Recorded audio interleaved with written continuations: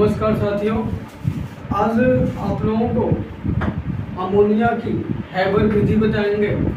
Ammonia की Haber विधि, इसमें nitrogen और हाइड्रोजन के एक अनुपाते 3 के अनुपात को अगर हम ग्रहण करें तो हमें अमोनिया प्राप्त हो जाती है। देखिएगा, नाइट्रोजन और हाइड्रोजन के एक अनुपाते 3, यानी हाइड्रोजन 1:3 3:2 अनुत्क्रमणीय। इनको हम गर्म करने के बाद हमें अमोनिया हमें गैस के रूप में प्राप्त हो जाती है। बैलेंस के रूप में यहाँ पर हम 2NH3 कर देंगे। नाइट्रोजन संख्या 2, इधर नाइट्रोजन 2, हाइड्रोजन 2 3 6, इधर हाइड्रोजन 3 गुना 6। ठीक है, अब देखिएगा, इनको हम गर्म करते हैं। गर्म करने के बाद हमें अमोनिया प्राप्त हो जाती है। फिगर के माध्यम से इसे समझिएगा। इसमें हम नाइट्रोजन और हाइड्रोजन को लेते हैं, शुद्ध नाइट्रोजन को लेते हैं और शुद्ध हाइड्रोजन गैस को लेते हैं। फिर इस पंप की सहायता से इस उत्प्रेरक के कक्ष में भेजते हैं। इस उत्प्रेरक के कक्ष में फेरस और मोलिब्डेनम का चूर्ण होता है।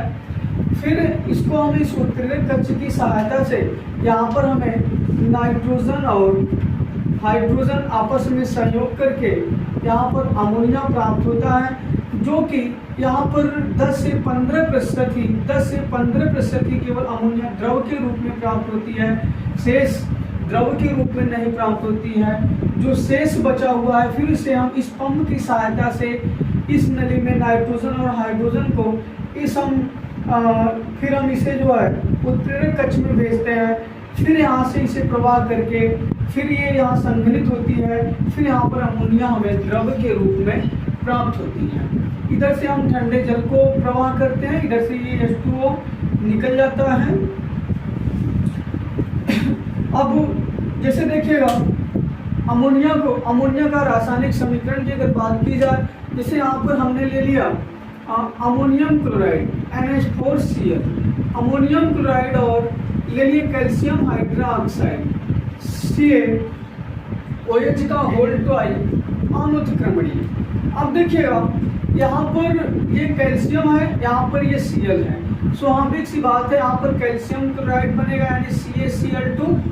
बैलेंस बराबर के लिए यहाँ पर हम 2 कर देंगे प्लस। अब जब इधर हाइड्रोक्सिल समूह है तो स्वाभाविक सी बात है, जल बनेगा, इसमें से एक हाइड्रोजन निकल जाएगा और यहाँ पर बन जाएगा H2O प्लस। जब एक हाइड्रोजन यहाँ से निकला तो यहाँ बच रहा है NH3, यहाँ हमें प्राप्त हो जाएगा NH3 यानी अमोनिया। बैलेंस बराबर करते हैं, नाइट्रोजन की संख्या 2 है, इधर नाइट्रोजन 1 है, यहाँ पर हम 2 कर देंगे। यहाँ पर हाइड्रोजन 4 गुना 8 और 2 10, इधर हाइड्रोजन 3 गुना 6 और 2 8, 2 कम पड़े, यहाँ 2 कर दो, 3 गुना 6 और 2 गुना 4, 6 4 10। इधर क्लोरीन की संख्या 2 और इधर क्लोरीन की संख्या 2।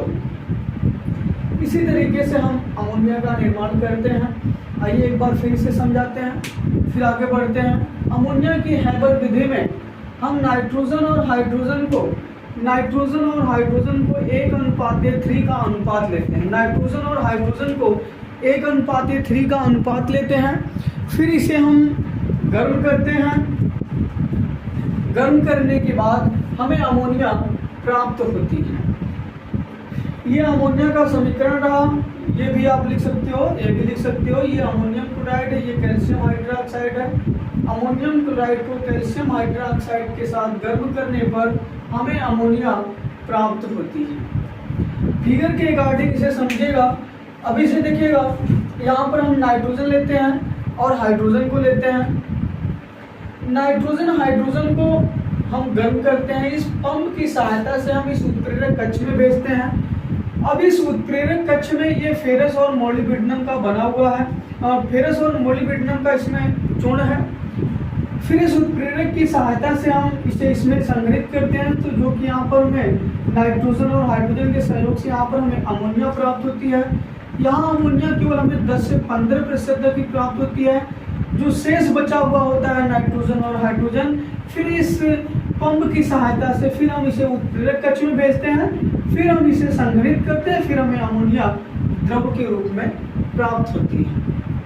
यहाँ से हम जल को प्रवाह करते हैं, ठंडे जल को, और यहाँ से हम ठंडे जल को प्रवाह करते हैं और इधर से ये ठंडा जल प्रवाह करने में इधर से जल निकल जाता है।